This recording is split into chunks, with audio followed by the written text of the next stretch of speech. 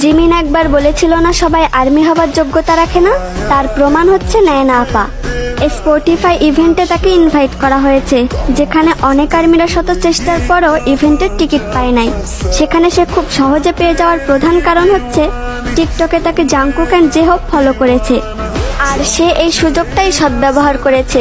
যে সকল আর্মিরা দিনের পর দিন বাংতানের জন্য কঠোর পরিশ্রম করেছে, ভোট, গান স্ট্রিমিং এর প্রতি ফোকাস রেখেছে, সেই সকল আর্মিদের ছোট করে অসম্মান করে কথা বলেছে।